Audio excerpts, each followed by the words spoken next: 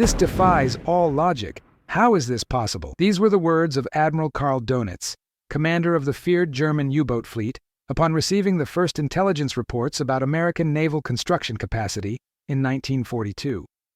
The numbers seemed absurd. The United States was building 10,000-ton cargo ships in less than 2 months. For a commander accustomed to calculating each sunken tonnage as a strategic victory, this information challenged all known military logic. The acrid smell of welding and the deafening roar of pneumatic hammers echoed through the Richmond shipyards in California, where something extraordinary was happening. Men and women worked in 24-hour shifts, their silhouettes outlined against the orange glow of torches, building what would have seemed impossible just 2 years before. Hot steam rose from freshly welded steel plates, creating an industrial haze that enveloped gigantic structures taking shape at breakneck speed. But there was something that not even the Americans themselves fully understood at that moment. They weren't just building ships. They were forever revolutionizing how humanity thought about industrial production, creating a system that would transform not only the course of World War II, but establish the foundations of industrial supremacy that would define the 20th century. The question that tormented German strategists was simple, but devastating. How could a nation build ships faster than they could sink them? To understand the magnitude of this industrial revolution, one must go back to early 1941, when the Allied situation in the Atlantic bordered on desperation. German submarines operating in coordinated groups known as wolf packs were decimating Allied convoys with lethal efficiency. In just 6 months, between June and December 1941, U-boats sank more than 1,300 merchant ships, totaling almost 6 million tons of vital cargo lost in the cold waters of the Atlantic. Henry Kaiser, a civil construction entrepreneur with no previous experience in shipbuilding, observed these numbers with a completely different perspective. While traditional shipbuilders spoke of years to expand production, Kaiser saw the problem through the lens of dam and highway construction. "If I can move mountains of earth and concrete in months," he declared in a tense meeting at the War Department, "I can certainly move steel plates and create ships." Kaiser's proposal sounded like fantasy to naval industry veterans. Building a cargo ship traditionally took between 8 to 12 months, involving specialized craftsmen who shaped each piece individually in the shipyards. Kaiser proposed something revolutionary: mass prefabrication, welding instead of rivets, and an assembly line that would treat ships like giant automobiles. The experts laughed. The Germans, when they found out, also laughed. Neither group would be laughing for much longer. The first Liberty ship, the SS Patrick Henry, was launched in September 1941, taking 244 days to complete. A respectable time, but still within traditional standards. However, something extraordinary was happening behind the scenes. Kaiser and his team were learning, adapting, and refining each process with scientific obsession. Every weld, every prefabricated section, every crane movement was being timed, analyzed, and optimized. The transformation began to manifest dramatically in early 1942. What had started as an industrial experiment was becoming an unstoppable war machine. At the Richmond shipyards, an industrial symphony played 24 hours a day. The whistle of cranes moving entire hull sections, the rhythmic crackling of hundreds of welders working simultaneously, and the constant roar of cranes positioning prefabricated superstructures with millimetric precision. Mary Josephine Farley, one of thousands of women who joined the shipyard workforce, described in her diary the sensation of witnessing this revolution. "Today, I saw something my mind still struggles to accept. An entire ship section, not small pieces, but a complete section weighing 40 tons, was welded on land and then hoisted and positioned on the hull in less than 2 hours. 6 months ago, this same operation would have taken weeks. The numbers began to tell a story that challenged all known military logic.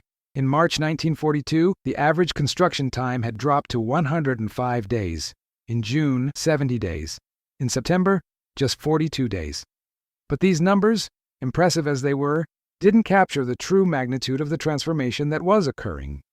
The Germans, accustomed to calculating their strategies based on the limited replacement capacity of the Allies, suddenly found themselves facing an enemy that could replace 3 ships for every one they managed to sink.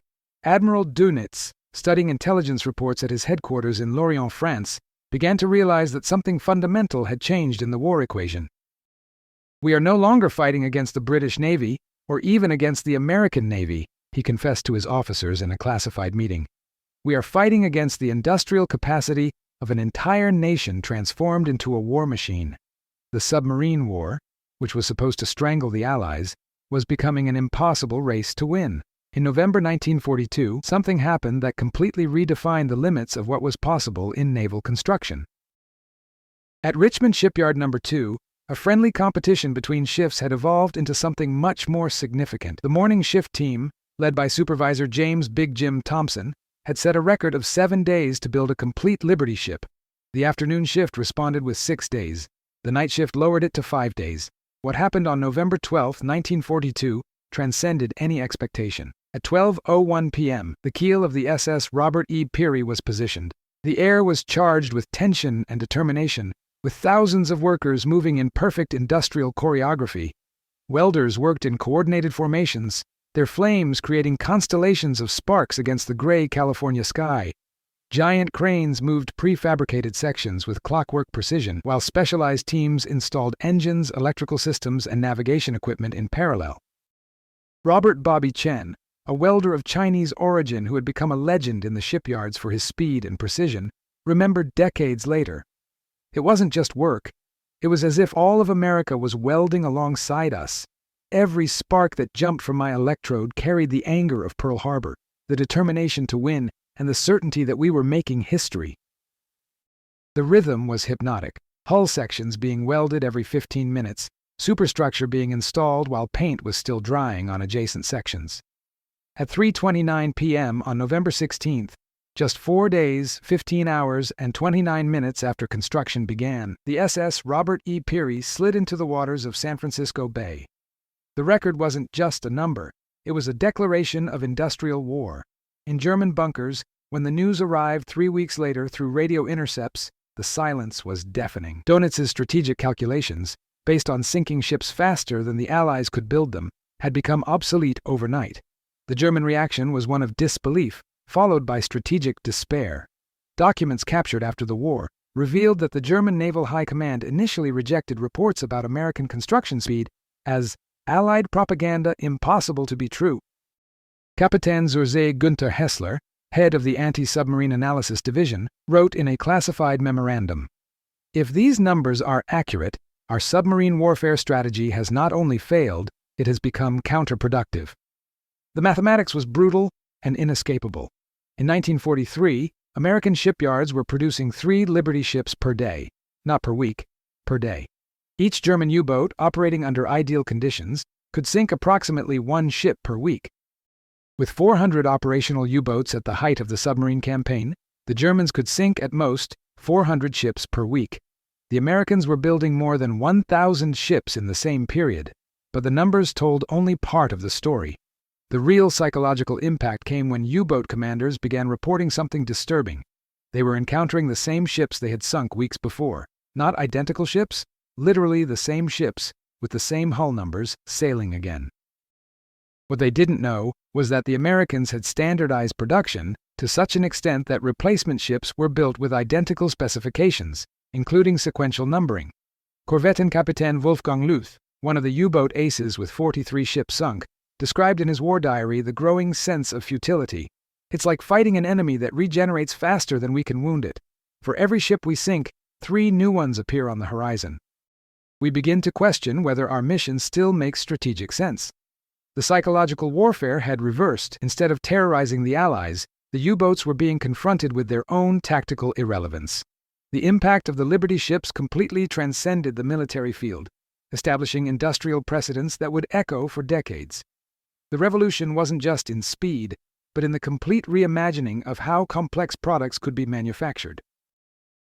Henry Kaiser had applied Henry Ford's assembly line principles on a scale never before attempted, creating what industrial historians call the first example of truly 3-dimensional mass production. The most revolutionary innovation was the modular prefabrication system. While traditional ships were built piece by piece in the shipyard, Liberty ships were built in giant sections in specialized factories scattered across the country. A hull section could be manufactured in Detroit, while the superstructure was built in Pittsburgh, and engines came from factories in Ohio. These sections arrived at shipyards like giant pieces of an industrial puzzle, ready to be welded in a matter of hours. Dr. Margaret Thompson, one of the first industrial engineers to study the Kaiser system, observed in her reports, "What we witnessed was not just accelerated shipbuilding, but the birth of modern manufacturing. The principles developed here, modularization, standardization, statistical quality control, and vertical integration, became the basis of all subsequent industrial production. Welding, which had completely replaced traditional rivets, allowed not only speed, but superior structural resistance that made Liberty ships more durable than their artisanal predecessors. The program employed more than 700,000 people at its peak, including 200,000 women who entered the heavy industrial workforce for the first time. These Rosie the Riveters weren't just welding and assembling ships, they were redefining American social and economic possibilities. Between 1941 and 1945, 2,710 Liberty ships were built, totaling more than 27 million tons of cargo capacity, equivalent to the entire world merchant fleet of 1939.